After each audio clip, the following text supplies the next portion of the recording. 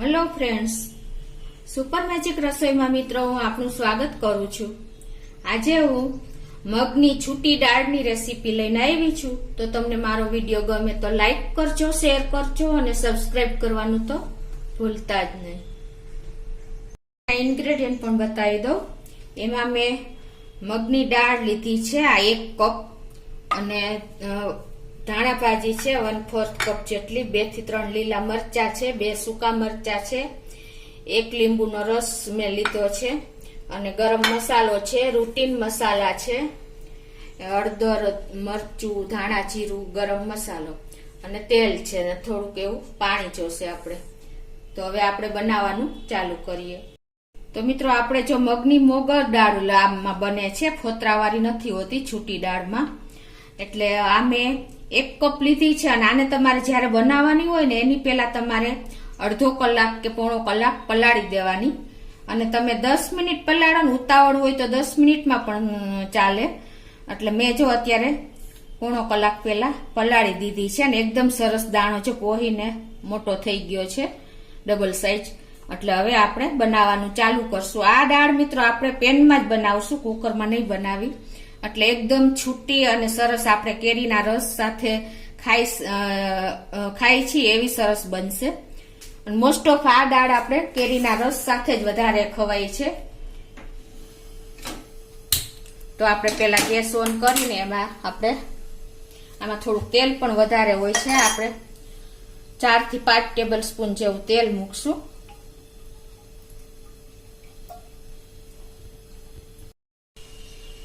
તો હવે આપણું તેલ પણ જો ગરમ થઈ ગયું છે, અને હવે આપણે અડધી ટીસ્પૂન રાઈ નાખશું।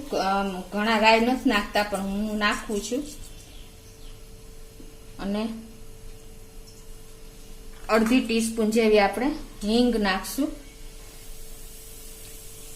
1 ટીસ્પૂન આપણે હળદર નાખશું।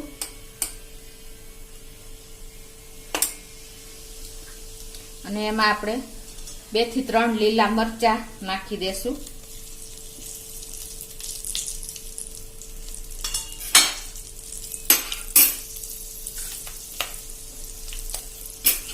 અને લીલા મરચા ક્રકલ થાય એટલે હવે એમાં આપણે 2 સૂકા મરચા પણ નાખી દેશું।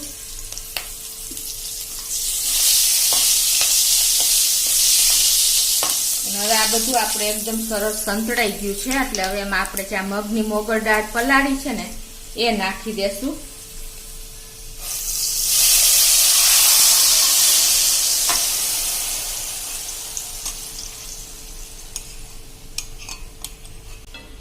અને ગેસની ફ્લેમ અત્યારે આપણે મીડિયમ ટુ હાઈ રાખશું।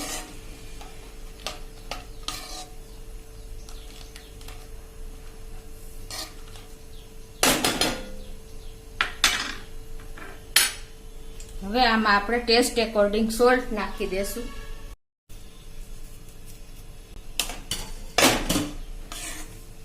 હવે આમાં આપણે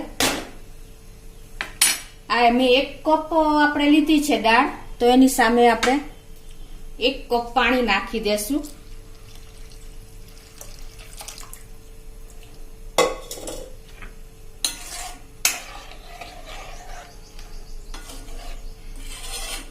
મોસ્ટ ઓફ મારે જે પલાળવામાં દાળ પલળી ગઈ હતી અને ઉપર થોડુંક એવું પાણી શોષાઈ ગયું હતું, એટલે મેં અત્યારે 1 કપ જ નાખ્યું છે। પણ જનરલી તમે દાળ બનાવો ને, જો તમારી દાળ સરખી પલળી ન હોય તો 1 કપ સામે તમારે 2 કપ પાણી નાખવાનું। હવે આને આપણે ઢાંકીને, ફૂલ ઢાંકણું નથી ઢાંકવાનું, આ રીતે અધખુલ્લું જ ઢાંકવાનું છે। કેમ કે જો તમે ફૂલ ઢાંકશો ને તો આમાં જે મગની દાળમાં ફીણા વળે છે, એટલે એ ઉપર ઉભરાઈને આવશે। એટલે આપણે ફીણા પણ નથી કાઢવાના, કેમ કે ફીણામાં પણ બધો મસાલો જ હોય છે।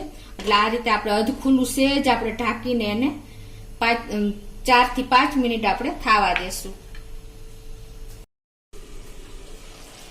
હવે જો આપણે દાળ પણ એકદમ સરસ ચડી ગઈ છે, થોડું ઘણું પાણી છે, ત્યાં હવે આપણે મસાલા કરી લેશું। 5 ચમચી જેવી આપણે પાછી હળદર નાખશું। 2 ટીસ્પૂન આપણે લાલ મરચું નાખશું। અને 1 ટીસ્પૂન જેવી આપણે ધાણા જીરું નાખશું। અને હવે આમાં આપણે સેજ હલાવી લેશું મસાલા.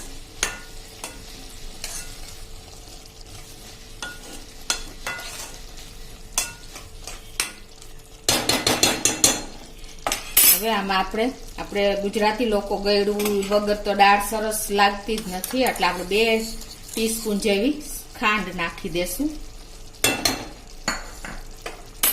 અને આપણે 1 લીંબુનો રસ નાખી દેશું અને 1 ટીસ્પૂન આપણે ગરમ મસાલો નાખી દેશું.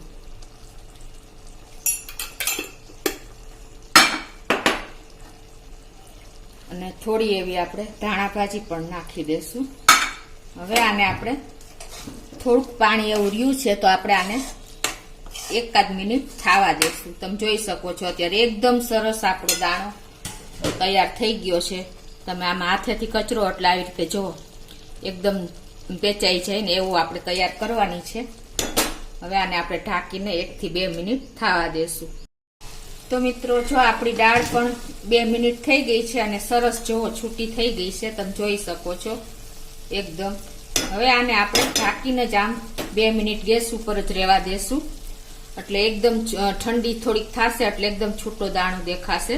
તો હવે ઢાંકીને હું એમને ગેસ બંધ કરી દઉં છું અને થોડીક વાર પછી 2 મિનિટ પછી આપણે સર્વ કરી. આપણી દાળ પણ રેડી થઈ ગઈ છે, હજી થોડી ગરમ છે. 1 મિનિટ જેવું થયું આપણે બંધ કર્યો ગેસ એને. હવે આપણે સર્વ કરી લઈએ. તમે જોઈ શકો છો એકદમ આપણી છૂટી દાળ થઈ છે.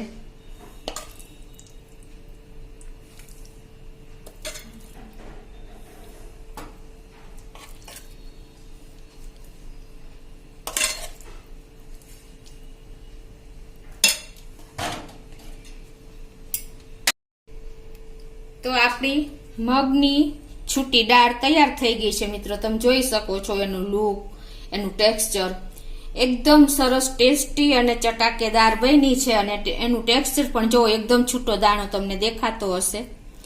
તો આ મિત્રો આપણે લગ્ન પ્રસંગમાં બહુ સરસ આ રીતે જ બને છે અને રસ સાથે ને પૂરી સાથે સર્વ કરાય છે મિત્રો.